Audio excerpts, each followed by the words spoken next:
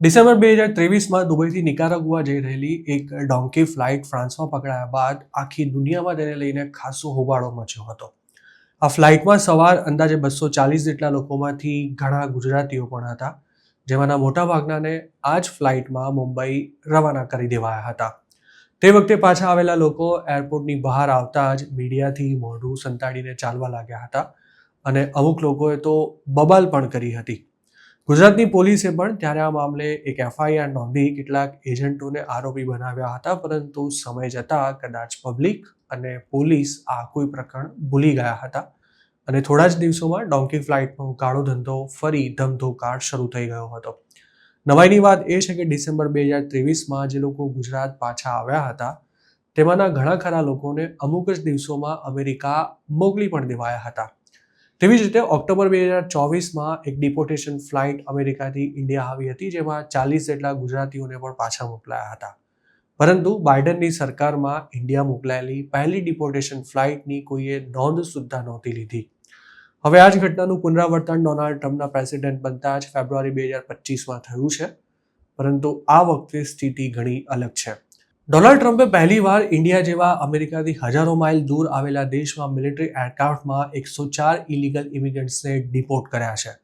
PM Narendra Modi Donald ટ્રમ્પને America મળવા જાય તેના થોડા દિવસો પહેલા જ આવેલી આ ડિપોર્ટેશન ફ્લાઇટને કારણે ઇન્ડિયા ક્ષોભજનક સ્થિતિમાં ચોક્કસ મુકાયું છે, પરંતુ તેમાં આવનારા લોકો કોણ હતા, તેમને મોકલનારા એજન્ટ કોણ હતા અને તેમની પાસેથી કેટલા રૂપિયા લેવામાં આવ્યા હતા તે અંગે ન તો સરકાર પોતાનું મોઢું ખોલવા તૈયાર છે કે ન તો પબ્લિક પણ કશું કહી રહી છે. ઇન્ડિયન્સ કેમ લાખો રૂપિયા ખર્ચીને જીવના જોખમે પણ અમેરિકા જાય છે તેના કારણો જણાવવાને બદલે સરકાર અને તેનું પ્રેસ ઇન્ફોર્મેશન બ્યુરો જેવું ડિપાર્ટમેન્ટ ડિપોર્ટ થયેલા ઇન્ડિયન્સના પગમાં સાંકળ બાંધવામાં નહોતી આવી તેવા દાવા કરી રહ્યું છે અને કેટલાક ગુજરાતીઓના તો એવા ઓડિયો મેસેજીસ પણ વાયરલ કરાઈ રહ્યા છે કે જેમાં તેઓ સહી સલામત પોતે ગુજરાત આવી ગયા છે અને તેના માટે પોતે પોલીસ અને સરકારના આભારી છે તેવું કહી રહ્યા છે. નવાઈની વાત એ છે કે આ લોકોને અમેરિકાથી ઇન્ડિયા લાવવામાં ગુજરાત સરકારનો કોઈ રોલ જ નહોતો, તેમ છતાં પણ તેનો આભાર વ્યક્ત કરવામાં આવી રહ્યો છે. શક્ય છે કે ગુરુવારે સવારે અમદાવાદ એરપોર્ટ પર લવાયેલા આ તમામ ગુજરાતીઓને મીડિયાથી બચાવીને સીધા જ એક મિની બસમાં બેસાડી બારોબાર લઈ જવાયા, તેના માટે પણ કદાચ લોકો સરકારનો આભાર માની રહ્યા હશે. પરંતુ ડિપોર્ટેશન ફ્લાઇટના આ પ્રકરણનો સરકાર તરફથી ખુલાસો થવો હવે જરૂરી બની ગયો છે. છેલ્લા 3 વર્ષમાં ઇલીગલી યુએસ પહોંચવાના ચક્કરમાં 9 ગુજરાતીઓએ પોતાનો જીવ ગુમાવ્યો છે.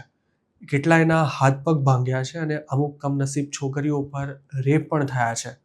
જાન્યુઆરી 2023માં અમેરિકા જવા નીકળેલા 9 ગુજરાતીઓનો તો આજ દિન સુધી કોઈ જ અતોપતો નથી લાગ્યો, પરંતુ તેમ છતાં એ લોકોનું ઇલીગલી અમેરિકા જવાનું અને એજન્ટો દ્વારા તેમને મોકલવાનું ચાલુ જ છે. ગુજરાતીઓ એજન્ટ સાથે જે ડીલ કરતા હોય છે તેમાં અમેરિકા પહોંચ્યા બાદ પેમેન્ટ કરવાનું હોય છે અને તેને 2-4 મહિનામાં પૂરું કરી દેવાનું હોય છે. જો પેમેન્ટ કરવામાં વધારે મોડું થાય તો એજન્ટને પણ વ્યાજ ચૂકવવું પડે છે અને અમેરિકા ગયેલા વ્યક્તિની ઇન્ડિયામાં રહેતી ફેમિલીને હેરાનગતિ પણ ભોગવવી પડે છે.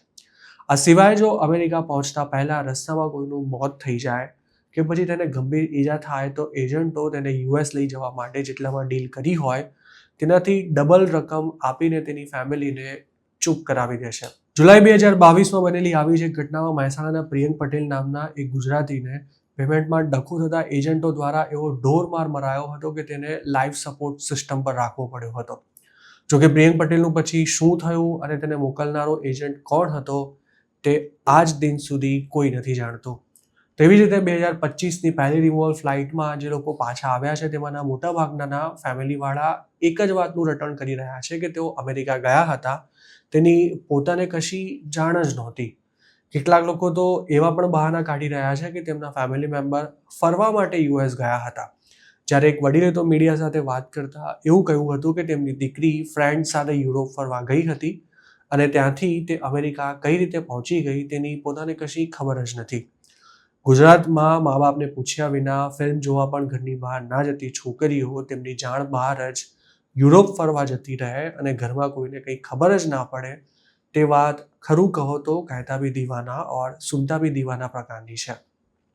યુએસમાં અસાયલમ માંગતા ગુજરાતીઓ પોતાને કોંગ્રેસ કે પછી આમ આદમી પાર્ટીના કાર્યકર ગણાવી ભાજપથી પોતાને ખતરો હોવાની ખોટે ખોટી સ્ટોરી ઊભી કરતા હોય છે. અને આ જ લોકો ડિપોર્ટ થયા બાદ પાછા એજન્ટને બચાવવા માટે ઇન્ડિયા આવીને પણ ખોટી સ્ટોરીઝ ઊભી કરતા રહે છે. શું ગુજરાતીઓ એજન્ટના ડરને કારણે આવા જુઠ્ઠાણા ચલાવે છે કે પછી એજન્ટો દ્વારા કરાયેલી ઓફરને કારણે તેમના મોઢા પર તાળા વાગી જાય છે? તે પણ એક વિચારવા લાયક પ્રશ્ન ચોક્કસ છે.